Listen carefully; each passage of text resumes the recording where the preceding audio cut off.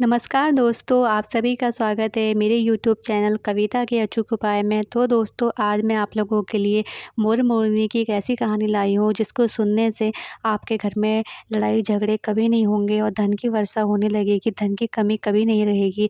दोस्तों, कहते हैं ये कहानी सुनने के बाद जो भी इंसान इस कहानी को ध्यानपूर्वक मन लगाकर दिल से इस कहानी को सुनता है, तो उसके घर का कलह कलेश कम होता है। दोस्तों, आप सभी जानते हैं कि जिस घर में कलह कलेश हमेशा रहता है, लड़ाई झगड़ा होता रहता है, उस घर में तरक्की, उन्नति, कामयाबी कभी भी कदम नहीं रखती, वो घर हमेशा पीछे रहता है। तो दोस्तों, चलो स्टार्ट करते हैं मेरी आज की ये कहानी। कहानी अच्छी लगे तो आपको दोस्तों चैनल को ज़रूर सब्सक्राइब कीजिएगा, वीडियो को लाइक कीजिएगा और जितना हो सके वीडियो को शेयर कीजिएगा दोस्तों। चलो शुरू करते हैं। दोस्तों, एक जंगल में एक मोर और एक मोरनी रहते थे।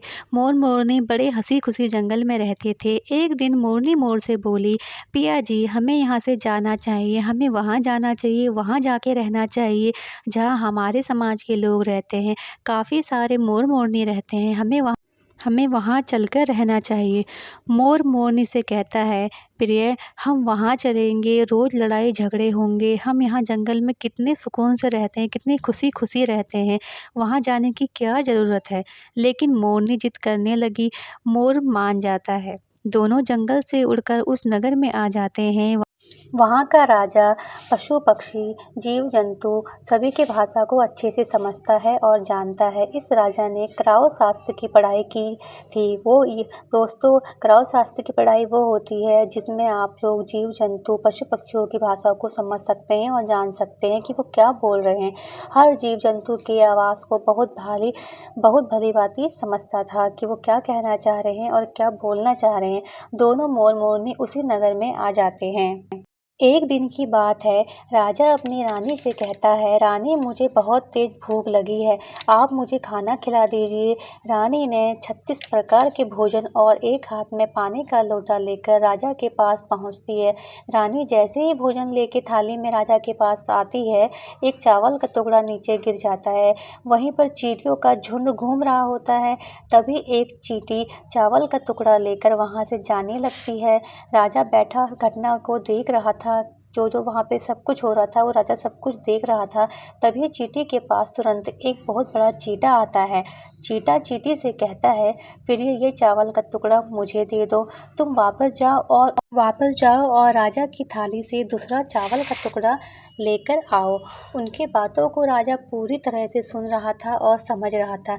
राजा वही बैठा सब कुछ सुन रहा था और देख रहा था। जब चींटी चीता से कह रही थी, नहीं, मैं नहीं जाऊंगी, राजा ने मुझे देख लिया तो वो मुझे मार देगा। चीता बोला, तुम जाओ, राजा को पता नहीं चलेगा। चींटी फिर जाने की कोशिश करती है, लेकिन फिर वापस चली आती है।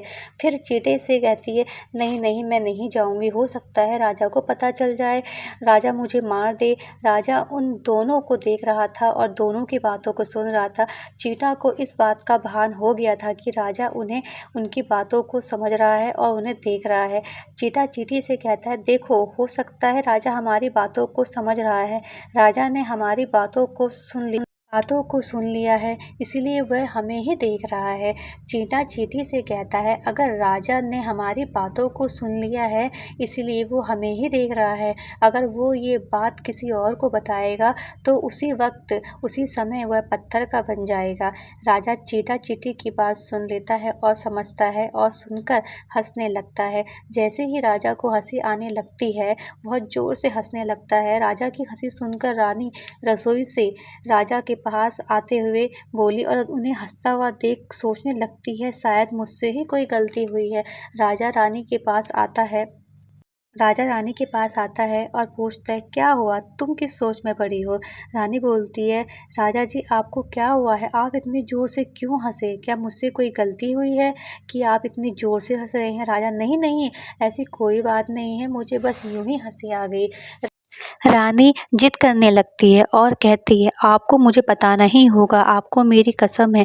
राजा बार-बार मना करता है क्योंकि राजा को पता था कि अगर मैंने ये बात किसी को बताई चीटा-चीटी की तो मैं उसी वक़्त पत्थर का बन जाऊँगा। मैं चींटी वाली बात किसी को नहीं बता सकता। इसीलिए राजा ये बात रानी को नहीं बताना चाहता था, लेकिन रानी बार-बार जिद करती है, अगर आप मुझसे सच्चा प्रेम करते हैं, आप मुझे विश्वास करते हैं, मैं आपकी अर्धांगिनी हूँ, तो आप मुझे ये बात बताएँ। राजा अब धर्म संकट में पड़ गया है। राजा ये सोचता है कि अगर मैंने ये बात बताई तो मैं पत्थर का बन जाऊँगा, अगर मैं नहीं बताता हूँ तो रानी का विश्वास टूट जाएगा। रानी बहुत जिद करने लगती है। रानी की जिद के आगे राजा को झुकना ही पड़ता है और तभी राजा कहता है, ठीक है रानी, मैं आपको सारी बात बताऊँगा, लेकिन आपको बाद में पछताना पड़ेगा, तब आप मत सोचना कि आपने ये क्या किया। अभी तो तब रानी बोली, अभी तो आप कह रहे थे कि कोई बात नहीं है और अभी आप कह रहे हैं कि आपके बाद में पछताना मत। तो बहुत ही कोई ज़रूरी बड़ी बात है। अब तो आपको बतानी ही पड़ेगी, क्या बात है मुझे बताएँ। तो राजा रानी को बोलता है, ठीक है रानी, मैं तुम्हें ये बात बताऊँगा, लेकिन यहाँ नहीं, हम किसी दूर जंगल में जाके मैं आपको ये बात बताऊँगा। तो राजा रानी रथ पे सवार होके जंगल की ओर चल पड़ते हैं। जंगल पहुँचकर राजा रानी एक साथ बैठते हैं और राजा रानी को धीरे-धीरे थोड़ी-थोड़ी सी कहानी सुनाने लगता है, चीटा-चीटी वाली बात बताने लगता है। जैसे ही राजा थोड़ी-थोड़ी कहानी बताने लगता है, वैसे राजा थोड़ा-थोड़ा पत्थर का बनने लगता है। जब राजा आधी बात बता देता है रानी को, तब वह आधा पत्थर का बन जाता है और रानी से कहता है, देखो रानी, मैंने तुम्हें आधी बात बताई है और मैं आधा पत्थर का बन चुका हूँ। अगर मैंने पूरी बात तुम्हें बता दी तो मैं पूरा पत्थर का बन जाऊँगा, फिर आपको बाद में पछताना पड़ेगा। रानी बोलती है, राजा साहब, अब थोड़ी-सी कहानी रह गई है, थोड़ी-सी बात रह गई, इसे भी पूरा कर दीजिए। रानी की जिद के आगे राजा कुछ नहीं बोलता और वो पूरी कहानी सुना देता है। पूरी कहानी ख़त्म होते ही राजा पत्थर का बन जाता है। राजा को पत्थर का बना देख रानी बहुत पछताती है और पत्थर को ज़ोरों से हिलाने लगती है, लेकिन वो पत्थर हिले कैसे, क्योंकि राजा बहुत भारी था और वो पत्थर के बन चुके थे, पत्थर वैसे ही कितना भारी हो जाता है। तो रानी अपनी इस गलती पे बहुत पछताती है और बहुत ज़ोर से रो-रो के विलाप करने लगती है। वहीं उसी जंगल में मोर-मोरनी बैठे हुए थे और वो रानी को देखते हैं, तो मोर कहता है रानी को कि देखो, एक हट के कारण आज हम भी अपना जंगल छोड़ के, अपना नगर छोड़ के हम यहाँ पे हैं, और अगर ये नहीं किया होता तो हम भी यहाँ पे नहीं होते। आज देखो, रानी ने जो हट करी उसके कारण राजा पत्थर के बन गए हैं। लेकिन जो भी हो, रानी का ये रोना, ये विलाप, ये राजा के प्रति इतना मतलब दुखी होना मोरनी से देखा नहीं जाता है। मोरनी मोर को कहती है, देखो प्रिय, हम चलते हैं रानी के पास, थोड़ा-सा उनको सहारा देते हैं, उनका विलाप मुझसे देखा नहीं जा रहा है। तो मोर मोरनी रानी के पास आते हैं और मोर मोरनी रानी से कहते हैं कि आप धीरज रखिए, जो होना था वो हो गया, कोई बात नहीं। तो वो बोलते हैं, ये सब हुआ कैसे? तो रानी मोर मोरनी को पूरी कहानी सुनाती है, पूरी बात बताती है। पूरी बात बताते ही रानी भी पत्थर की बन जाती है। अब इधर मोर मोरनी बहुत संकट में आ जाते हैं। उनको टेंशन होने लगता है कि अब राजा ने पहले ये बात रानी को बताई तो राजा पत्थर के बन गए, रानी ने ये बात हमें बताई तो रानी पत्थर की बन गई। अब ये बात हम दोनों के बीच में है, मोर मोरनी के, अगर हम ये बात किसी और को बताएँगे तो हम पत्थर के बन जाएँगे। मोरनी बोलती है मोर को, प्रिय, चलो हम इस नगर से, इस जंगल से कहीं दूर चलते हैं। मोर बोलता है, अरे यहाँ से जाने से क्या होगा, जगह छोड़ने से क्या होगा, स्थान चेंज करने से क्या होगा, लेकिन बात तो हमारे मुँह में है, हमारे अंदर है, कहीं न कहीं कभी न कभी ये बात हमारे मुख से निकल ही जाएगी, तब हम पत्थर के बन जाएँगे। तो मोर और मोरनी बहुत ही संकट में आ जाते हैं और सोचने लगते हैं कि अब क्या किया जाए कि ऐसा कुछ उपाय हो कि जिससे हम पत्थर के ना बनें। तो उसी वक़्त मोर मोरनी के दिमाग में एक विचार आता है। मोर मोरनी को बोलता है, देखो प्रिय, हम एक काम करते हैं, जितनी भी चींटियाँ हैं, चींटियों की वजह से ये सब हुआ है, तो हम सभी चींटियों को मार कर खा लें। जब चींटियाँ ही नहीं बचेंगी तो ये बात कहीं और जाएगी नहीं और ना ही हम पत्थर के बनेंगे। तो तो मोर की बात पे मोरनी राज़ी हो जाती है। तो ऐसा होता है कि मोर मोरनी धीरे-धीरे सभी चींटियों को जो भी चींटियाँ ज़मीन से धरती से ऊपर आती उन्हें मारकर खाने लगते। मोर मोरनी के भय के डर के कारण सभी चींटियाँ धरती में जाके बिल बना के वहाँ रहने लगी। जो भी चींटियाँ ऊपर आती मोर मोरनी सभी चींटियों को खाते, उन्हीं की ताक में बैठे रहते। वो एक भी चींटी को बाहर ऊपर ने धरती पे नहीं आने देते। जो भी चींटियाँ उनको दिखती वो सभी को मारकर खाने लगते। ऐसे करते-करते वो बहुत सी चींटियों को खा चुके थे। एक दिन एक चींटा और चींटी भूख से व्याकुल अपने बिल में धरती के नीचे बैठे हुए थे। बहुत ही व्याकुल थे, उन्होंने बहुत दिन से कुछ नहीं खाया था। तो उसी वक़्त चींटा-चींटी निरंतर प्रभु हरि का ध्यान करते हुए उनका जप करने लगे, उनको याद करने लगे। भगवान विष्णु का वो जप करने लगे, उनको याद करने लगे। तो भगवान विष्णु उनके जप से, उनकी तपस्या से प्रसन्न होकर भगवान विष्णु ने चींटा-चींटी को दर्शन दिए और कहा, बोलो माँगो आपको क्या माँगना है। मैं तुम्हारी तपस्या से, तुम्हारी निरंतर तपस्या से मैं बहुत खुश हूँ। जो तुमने निर्जल और बिना खाए जो मेरी तपस्या की है, जो तुमने जप किया है, इससे मैं बहुत खुश हूँ। तो तुम्हें जो माँगना है तुम वरदान माँग सकते हो। चींटा-चींटी भगवान विष्णु से वरदान मांगते हैं कि हे प्रभु, हमें ऐसा कर दो, हमारे पेट में गांठ लगा दो कि हमें कभी भूख ना लगे, हम कभी भोजन ही ग्रहण ना करें। तो भगवान विष्णु उन्हें तथास्तु कह के ये वरदान दे देते हैं। फिर चींटा-चींटी के पेट पे गांठ लग जाती है। तो दोस्तों आपने देखा होगा जो चींटा-चींटी है उनके पेट नहीं होते, उनके पेट की जगह पे गांठ बनी होती है। वो आज तक अभी भी है, आप लोग देख सकते हैं, कितने लोगों ने देखा भी होगा। तो दोस्तों इतना होने के बाद चींटा-चींटी भगवान विष्णु से कहते हैं कि हे हरि, हे प्रभु, आप एक वरदान और दीजिए कि बाहर मोर मोरनी हमारे इंतज़ार में बैठे हैं। हम जैसे ही धरती के ऊपर जाएँगे तो मोर मोरनी हमें खा जाएँगे, लेकिन हम क्या करें? आप हमें मतलब हमें अभी भी अपनी जान का खतरा है, हम बाहर नहीं जा सकते। हमने ये तो अपना वो हमने कर दिया उपाय कि हमें भूख ना लगे, हम कुछ खाएँ ना, बिना भूखे हम रह सकें, लेकिन हम धरती के ऊपर जाएँगे तो चींटा-चींटी हमें उसी वक़्त मार देंगे। तो भगवान विष्णु कहते हैं कि आप ऊपर आओ, ऐसा कुछ नहीं होगा। चींटा-चींटी धरती के ऊपर आते हैं और मोर मोरनी को कहते हैं कि देखो, जो भी सब हुआ इसमें चींटा-चींटी की कोई गलती नहीं है। इसमें चींटा और चींटी की कोई गलती नहीं है। जो राजा के साथ हुआ वो उसके कर्मों का फल है। जो उसने कर्म करे थे उसका फल उसको मिला है। क्या जब राजा को क्राओ विद्या के साथ जो जीव-जंतु, पशु-पक्षियों की भाषा समझने के साथ उसको ये भी वरदान मिला हुआ था कि वो किसी भी जीव-जंतु, पशु-पक्षी का रूप धारण कर सकता था, वो उसके रूप में आ सकता था। तो राजा किसी भी जीव-जंतु का रूप धारण कर जाके उनके साथ संभोग करके जब वो गर्भवती हो जाते थे तो उनको छोड़कर धरती पे आके फिर मनुष्य का रूप धारण कर लेता था।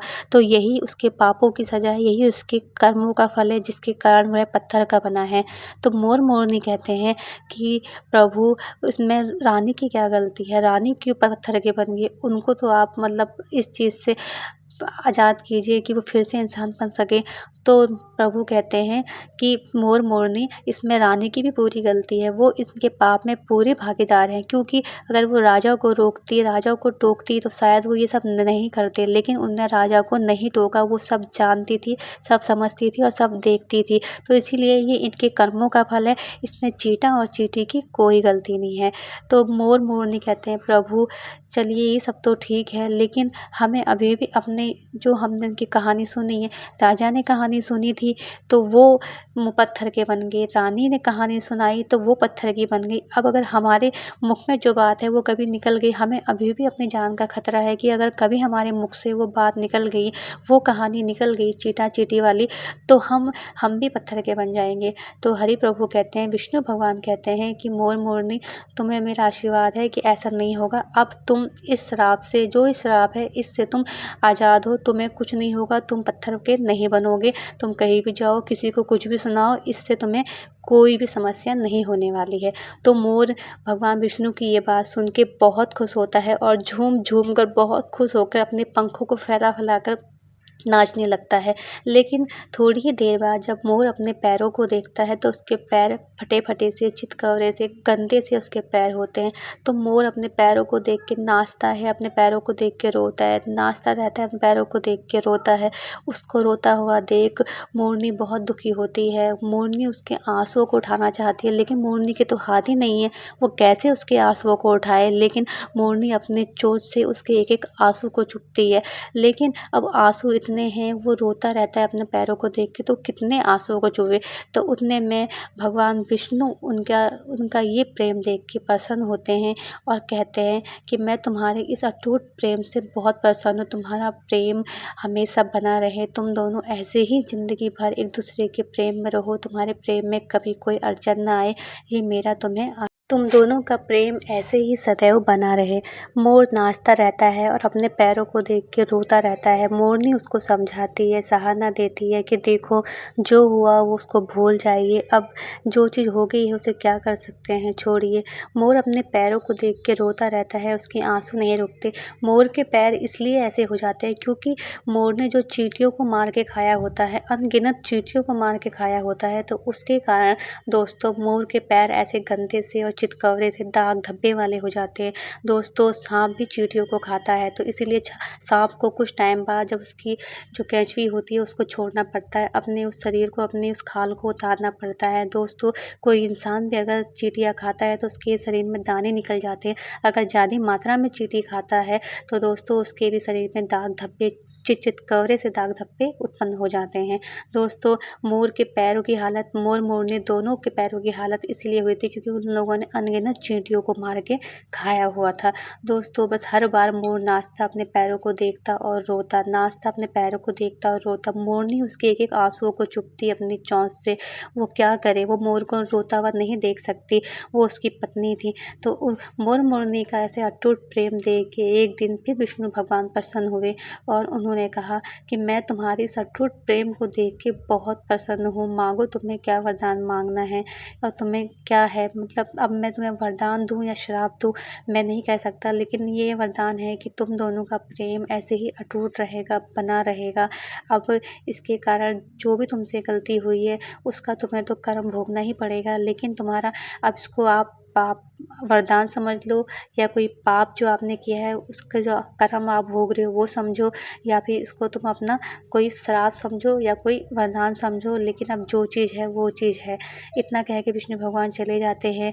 मोर फिर नाचता, मोर जब जब नाचता उसके जो आंसू गिरते, मोरनी जो उसके आंसुओं को चुभती थी, तो जब मोर इसी कारण मोरनी के साथ संभोग नहीं कर पाता था, क्योंकि जब जब मोरनी मोर के आंसुओं को अपनी चोंच से चुभती थी तो मोरनी उस वक्त गर्भवती हो जाया करती थी। जब जब मोर रोया करता था, जितने आंसुओं को मोरनी चुभती थी, मोरनी उन आंसुओं से गर्भवती हो जाया करती थी। इस कारण से दोस्तों मोर मोरनी के साथ संभोग नहीं कर पाता है। ये सिलसिला देखता रहा, सालों साल चलता रहा। एक दिन इसी प्रेम को देख के फिर विष्णु भगवान हरि विष्णु प्रसन्न हुए और बोले कि मैं तुम्हारे इस अटूट प्रेम को देख के और अटूट रिश्ते को देख के बहुत प्रसन्न हूँ। मैं आज तुम्हें एक वरदान देता हूँ कि मैं जब भी धरती पे आऊँगा तो तुम्हारे मोर के पंखों में मैं अपने सर पे धारण करूँगा। तो दोस्तों जब विष्णु भगवान श्री कृष्ण का रूप धारण करके आए थे तो उस वक्त उन्होंने धरती पे मोर के पंख को अपने सर पे सराहा था, अपने सर पे उसको लगाया था, जिसकी वजह से आज तक भगवान कृष्ण के सर की जो शोभा मोर का पंख बढ़ाता है। मोर का पंख हमेशा विष्णु भगवान के सर का ताज बना रहता है। तो दोस्तों कैसी लगी आपको आज की मेरी ये कहानी अच्छी लगी हो तो चैनल को सब्सक्राइब कर देना, वीडियो को लाइक कर देना और दोस्तों कहीं पे अगर भूल चूक हो गई हो तो मुझे माफ़ कर दीजिएगा। तब तक के लिए नमस्कार।